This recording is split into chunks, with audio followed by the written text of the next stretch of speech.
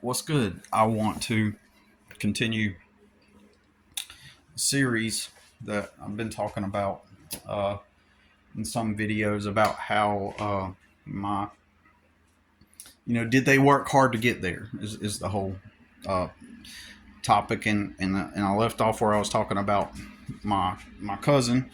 His mom married a guy that had a landscaping business, and uh, eventually he got to go work for that landscaping business.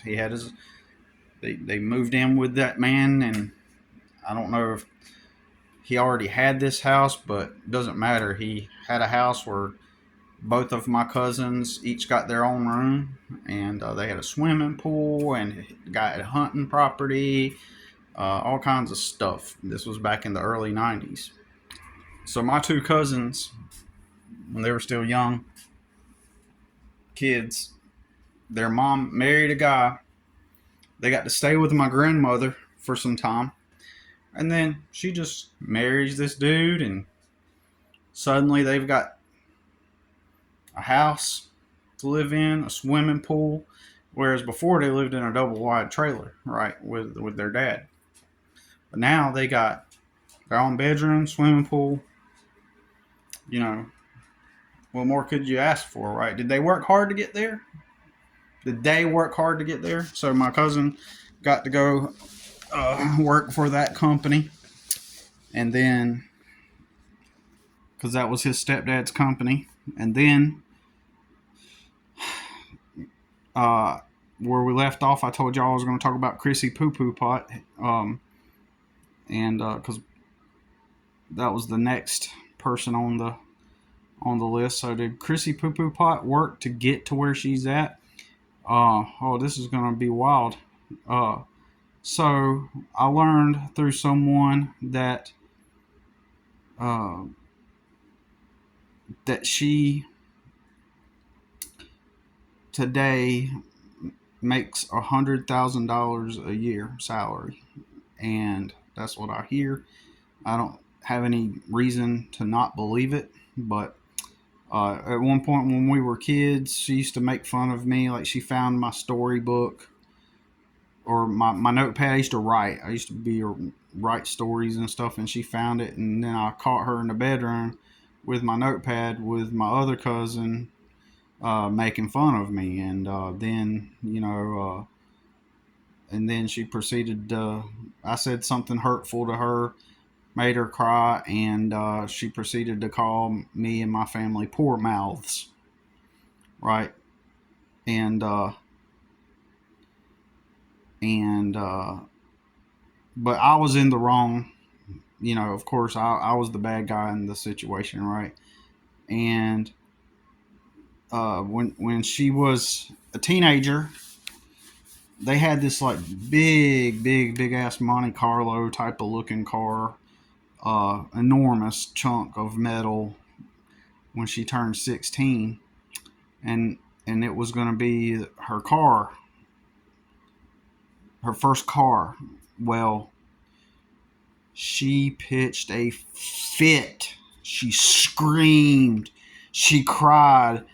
I think I was there the exact same day that it happened, right?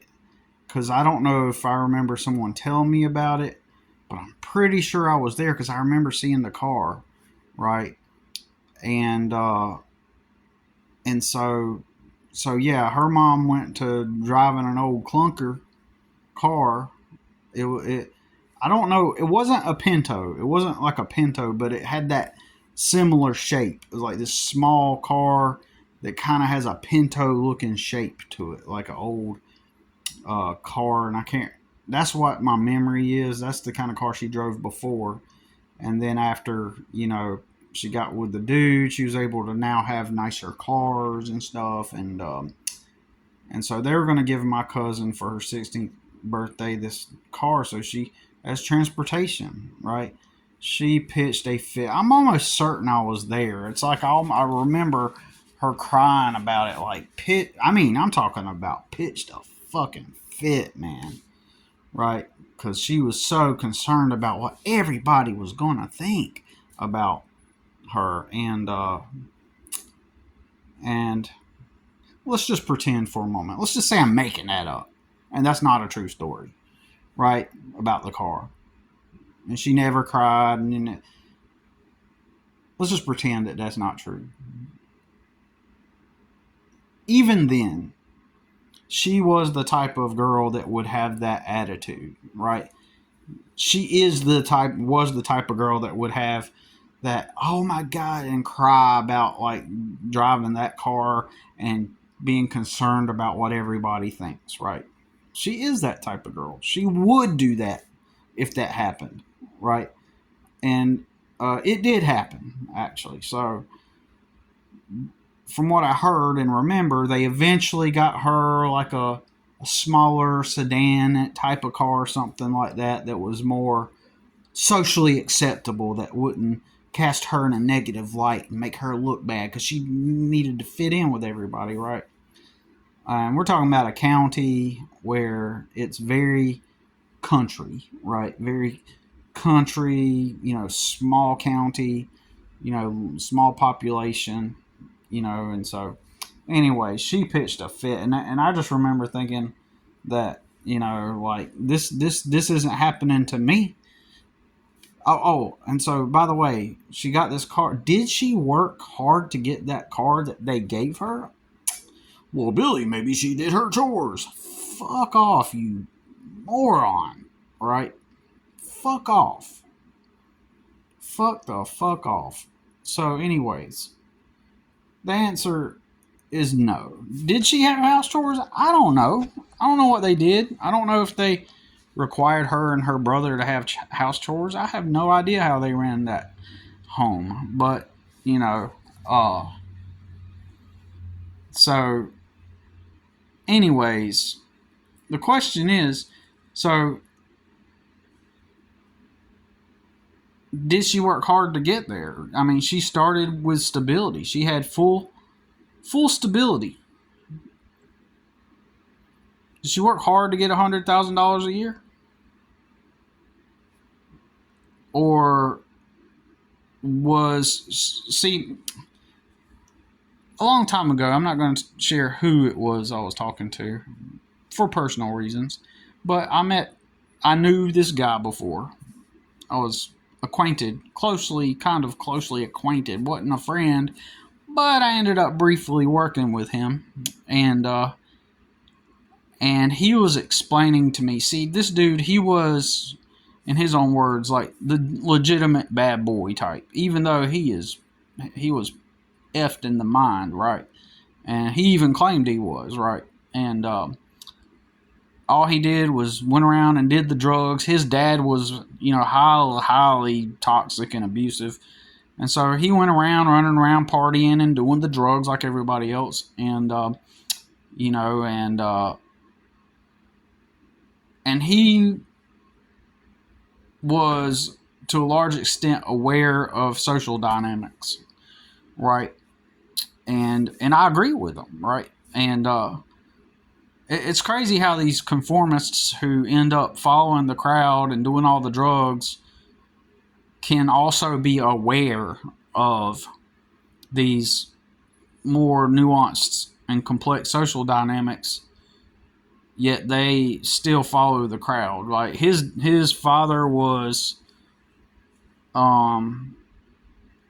actually, I will tell you who it is. It's my son's uncle. So, my son's grandfather's son.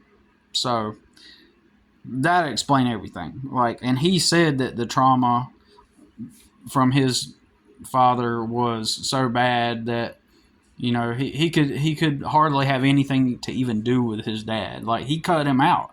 He had to cut his dad out. I briefly worked with him for like a month or 3 weeks or something like that, on and off. And so we would talk, and he would tell me how, like it's like he wouldn't eat throughout the entire lives of his children. They never went over to their grandfather's house. I'm not saying that he didn't stop by there from time to time, but if he did, for whatever reason, stop by at his dad's house with his kids, they would not go inside. right? They wouldn't go like for a visit, if that makes sense. So they would never let their kids around him, right, due to such a horrible upbringing. And so, anyways, when he was a teenager, he became very, became the party guy, and he had long hair. This was back when grunge was the top type of music, and rock, and then grunge. So so that is when he was in that stage and era, and eventually he became an alcoholic, and from what I hear, and got on drugs really hard, even like as an adult with kids and a family, right? So whatever his dad did,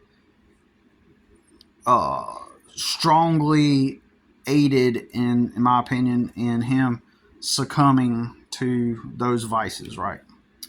And getting unraveled and enmeshed into that type of dysfunction, right? So anyways, um uh he was aware of social dynamics, right? He said that he, in social circles, he was the kind of like the leader of a lot of social circles, right? That he would be involved in, and he said he would tell stories, and everybody would be listening to him, and he was not involved in anything like PUA community or any of that red pill stuff. He was not involved in that. So what I'm about to tell you, he probably honestly had never even heard of that. But he was telling me this back in 2007. Okay, so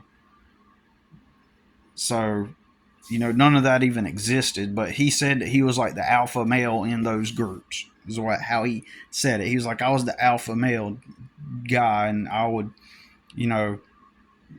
people would follow me and do this stuff. So the point that I'm trying to make is that he had a lot of social awareness, and he was talking about how he always tried to get on with the local telephone company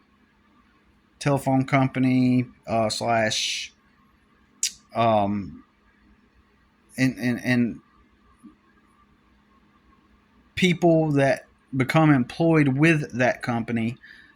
There's an unspoken status divide, right? So meaning that there was a divide in social status, and that people that worked for that cable company, like in the city, which was still relatively kind of small city back then. It's bigger now. Um,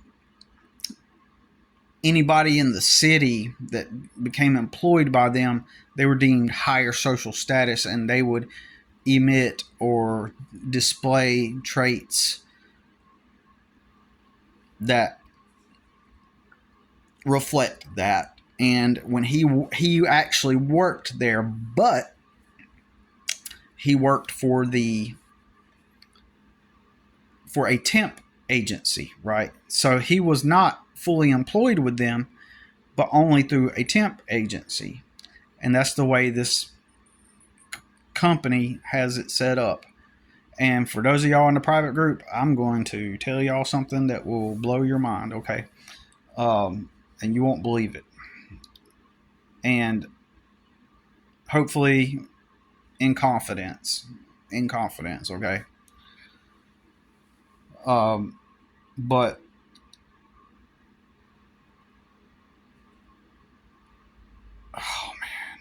oh man, it's crazy. But so anyway, so he was telling me that, like, when you're there, the people that, like, even though he's working for the temp agency, he still wore like the uniform from the cable company, the right, cable and phone, right? that was the services they offer. And then internet, as the internet became popular, they also provided internet back then also. So today they offer cable, internet, phone, and cellular service, and who knows what else, right? This big local family owned and ran cable company. So I want to sidetrack just for a minute, and we'll get back on point. Actually, I'll get back to that in a minute, and I'm going to continue this thread.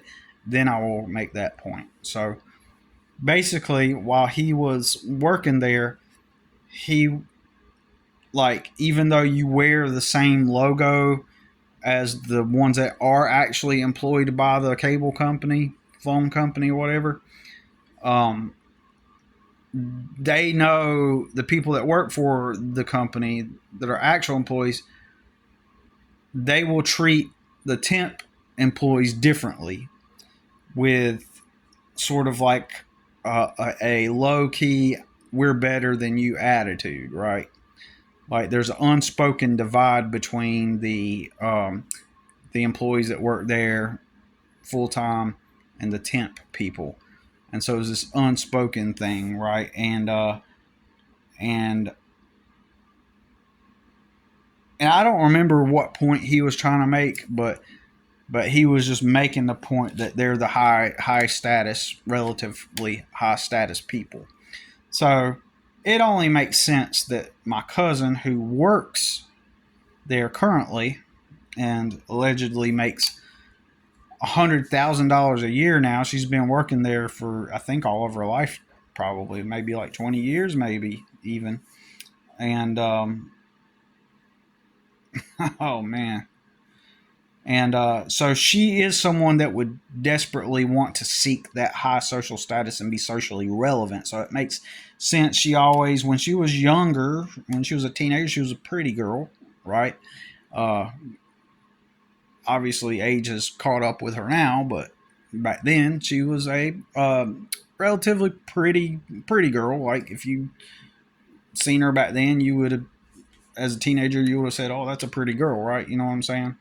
And so she would use that. She would be all charming, and it was all, in my opinion, just a fake. It was so fake. It was so obnoxiously pretentious that, and it was so weird because my grandparents ate it up. They loved it, right? And it's like, well, hey, it was just overly exaggerated too. Hey, hey, how are you? Oh, hey, Grandma. Oh, how are y'all doing? Hey, hey. Like, it's so pretentious and fake. And I mentioned before another cousin, the one that had muscular dystrophy. She also thought all these people were just insane, right?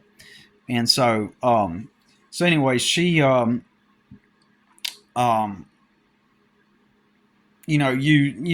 she was just sort of an obnoxious person, and she came across as inauthentic. Like she realized this was a persona she could put on, right? A personality. And it just came across so inauthentic. But in this dynamic, they had more social power because they had more social uh, status relevant because they married into the guy that owns the landscaping company, right?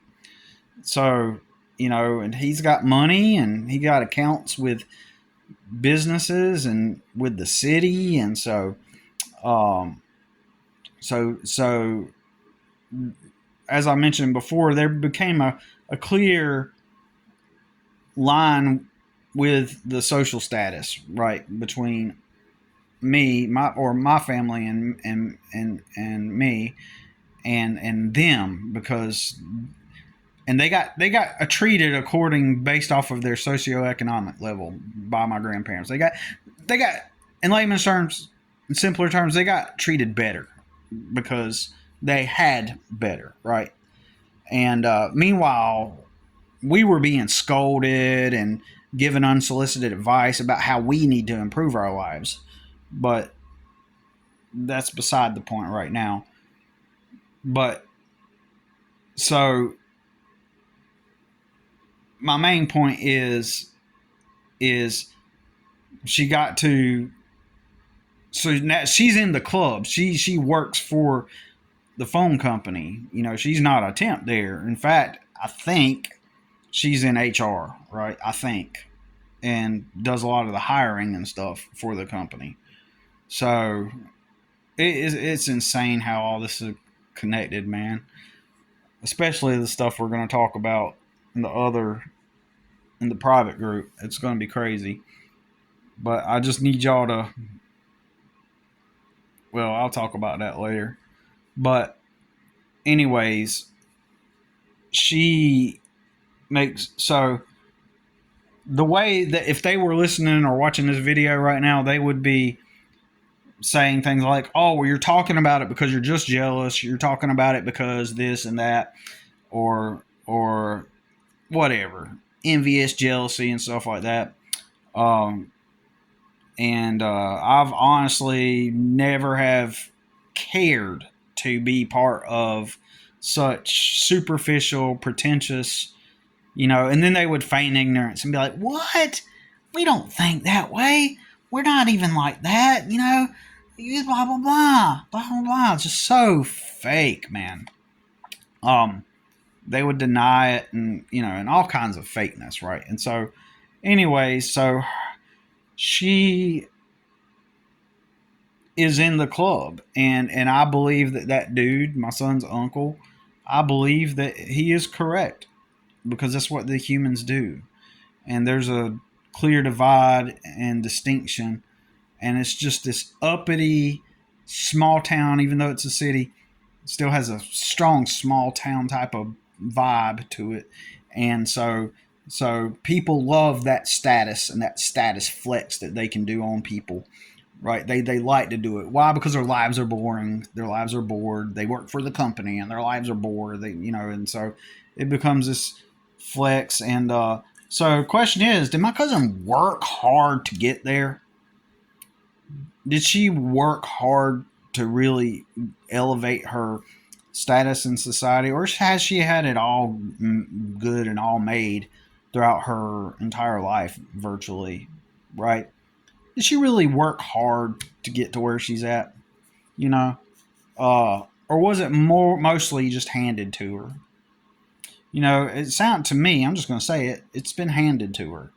She could just show up at her little job and be all, "Hey, oh." She's learned throughout the years how to, effectively, the word being manipulative, in order to get the outcomes that she wants in life. And because she's already arrived, she already has it made. She is what I call maintaining the life she was handed. Okay, so that's maintaining the life she was handed.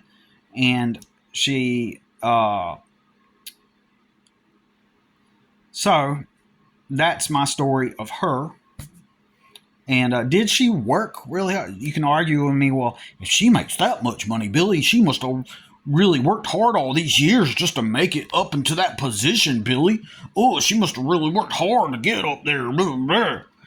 Well, how much of it was due to nepotism? How does her stepfather have accounts with that phone company? Perhaps. Or even if not, if he has accounts with all these businesses. And look, there's nothing wrong. In my opinion, some people will disagree with me. I don't believe there's anything wrong with nepotism. I mean, it just is what it is, to some extent, right?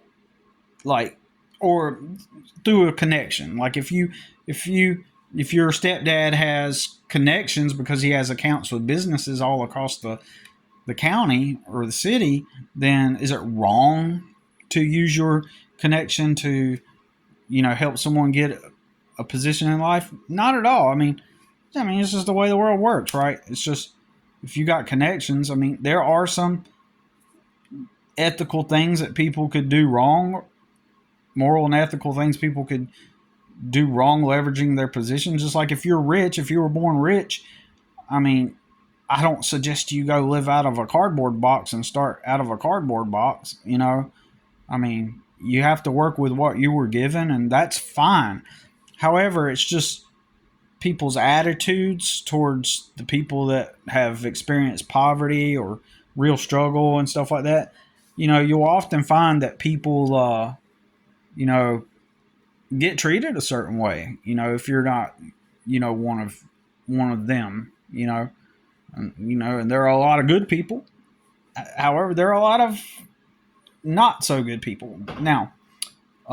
And in my opinion, my cousin, I don't know how she is now. Actually, I haven't talked to her in 20 years, other than a few years ago, a couple years ago when my grandma died, 2 years ago. I seen her and I said hey to her and stuff, but we didn't even talk. No small talk, not anything.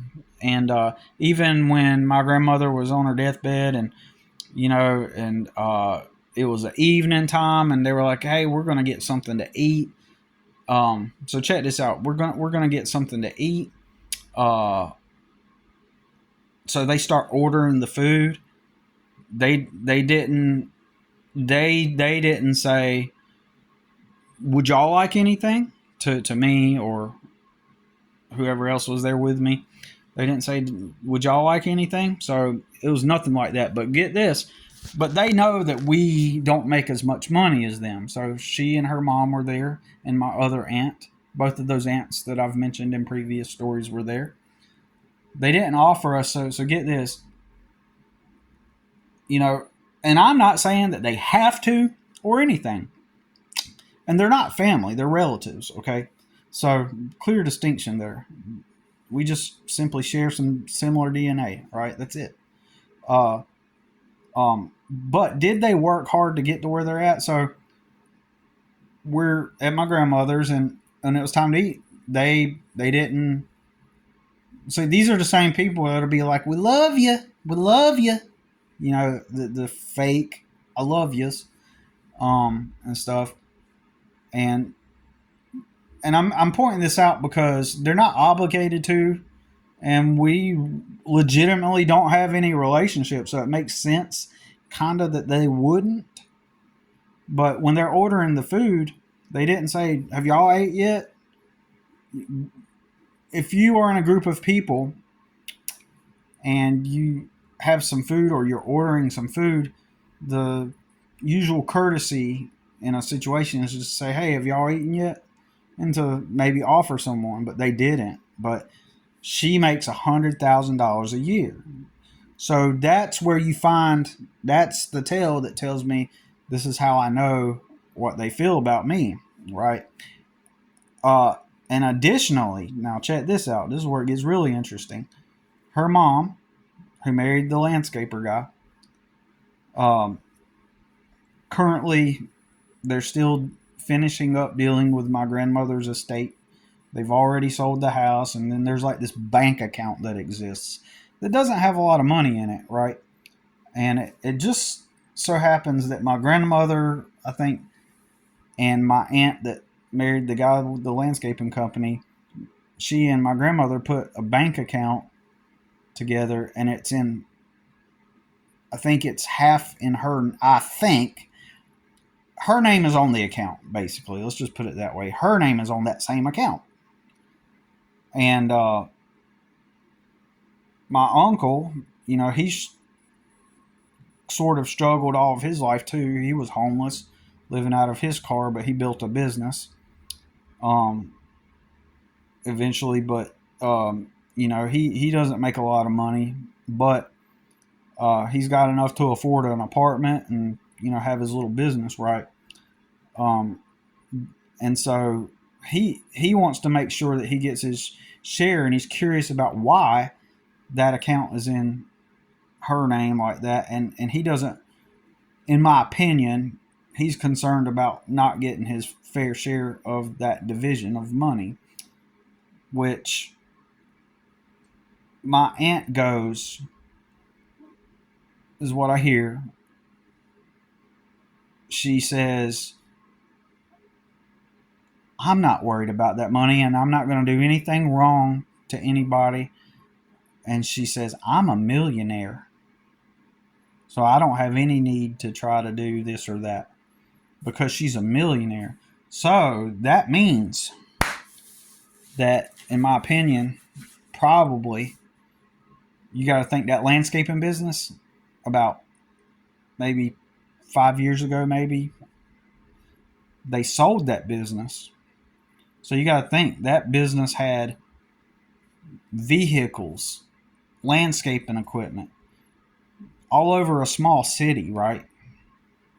Had accounts with government agencies, the family court, the brand new $28 million family court building, right? So I hadn't thought about that up until this point.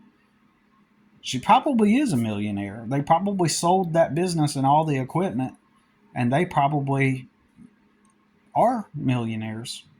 And he's on his last leg, her husband. And from what I hear, like, she just can't wait till he passes. Like, she just doesn't like having to deal with him or something like that's what I hear. Like, and she's ready, and she's gonna get to inherit that. Did she work hard to get there? Did she work hard to marry that guy and eventually get to the point to where she's at? No. And my main point of these videos is, a lot of the time when you hear about people proclaiming how they worked hard to get somewhere, it's just such BS. Such BS. Even if she did go and help do jobs with the company at times, that doesn't mean that she worked hard to get there. I mean, she met a guy with a landscaping business. Okay, so if she is in fact a millionaire, that would have meant that when my grandmother was dying, they had already sold the business. So that means that she and her husband already have all those millions or whatever, however much. But even she didn't say, hey, are y'all, we're going to get food. If you got millions of dollars, even if you make $100,000, you would think that they would say, or y'all want something to eat? But they're not like that. They are so... And here's another tale. Here's another tale of who they really are, okay? Another tale of who they really are. In all the social settings that I've been in around normal people, dysfunctional people, professional situations, personal situations, the vast majority of the time, there's this certain element where people go... I even did it last night. I'll explain in a minute. Where people say, hey, do you want anything? There's that element to it. They didn't even do it then. They just kind of crowded around themselves or spoke amongst themselves, actually, and said, okay, it's time to eat. What do y'all want for dinner? And then they all planned together to get their dinner. But they didn't ask me, like, or anybody, whoever, somebody else was there with me, like maybe one of my sisters, I don't remember, but they didn't ask. They didn't do a courteous thing and say, hey, would y'all like something? They didn't do that. But had I been in any other social situation, the vast majority of the time people are going to be like, hey, Billy, we're getting something to eat. You want anything? Do y'all want anything? But just the fact that if they got millions and hundreds of thousands and they didn't do that, that shows the truth about who they really are and how they really feel.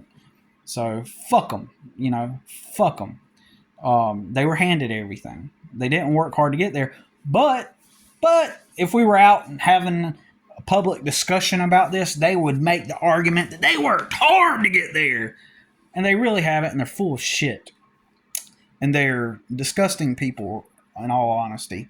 And I've just recently I went and I played. So her husband used to talk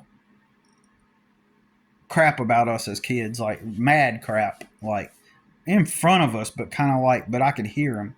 but not in front of us like directly. He thought that I wasn't listening, and and then my cousins would laugh along with him and stuff like that, and and so uh so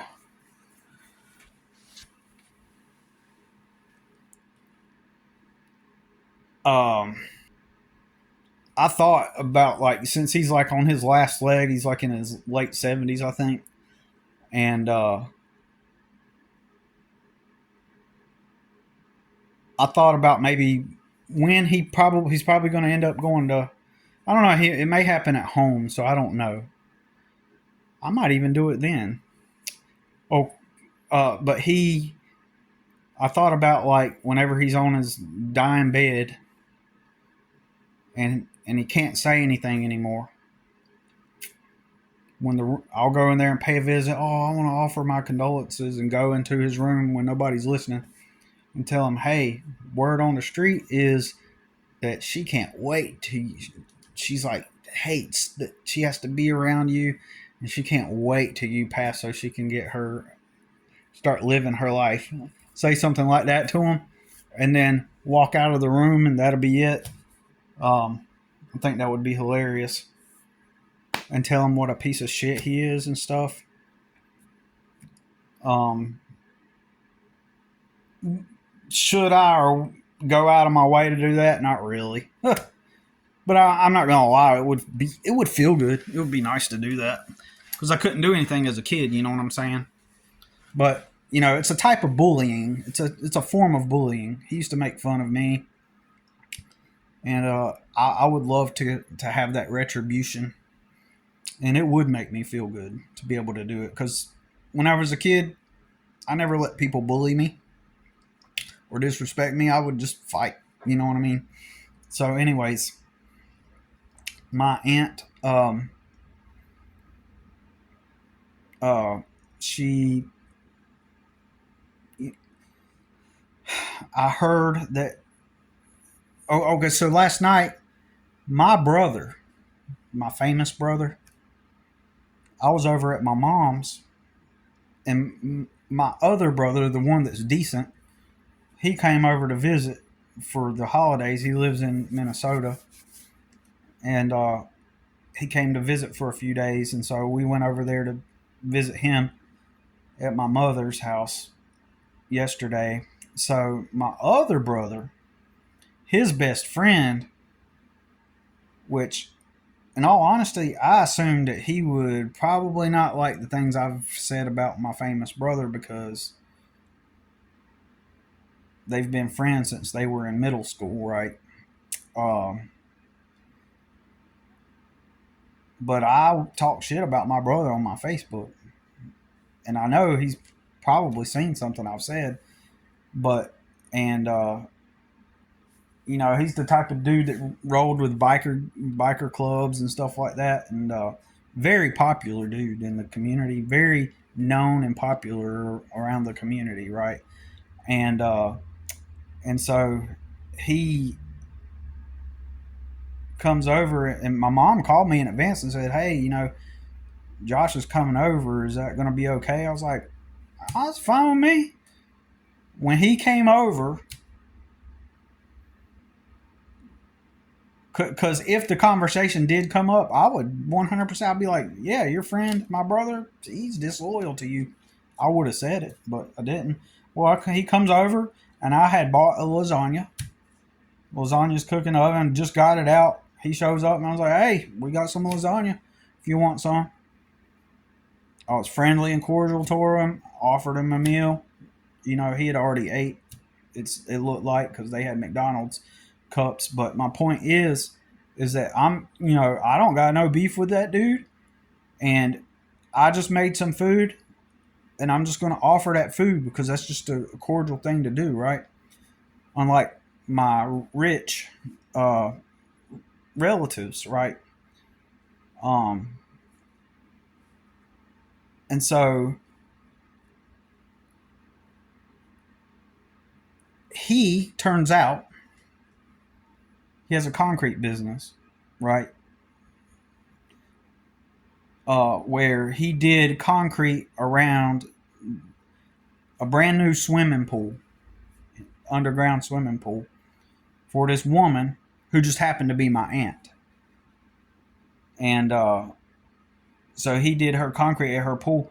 So so I'm assuming that she probably lives in a really nice house now with a pool out there, and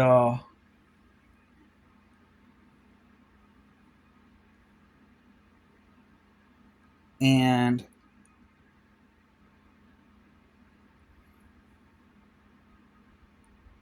so they're doing really good. They probably sold the business and probably sold their old house and got a brand new house or a brand new house built, probably on a piece of land somewhere, and got a new swimming pool installed, right?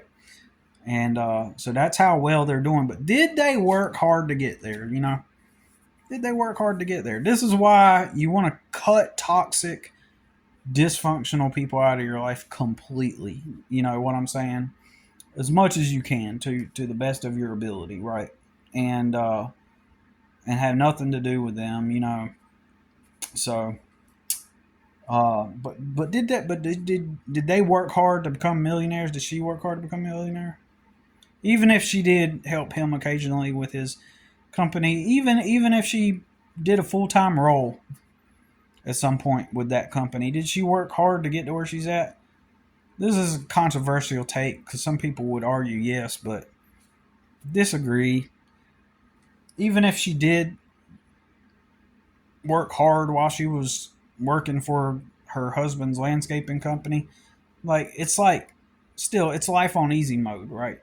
But the whole premise of my videos, so this is mainly meant to be, even though I included other stuff, this video is mainly meant to talk about my cousin Chrissy Poo Poo Pot, who uh you know she Chrissy Poo Poo Pot was um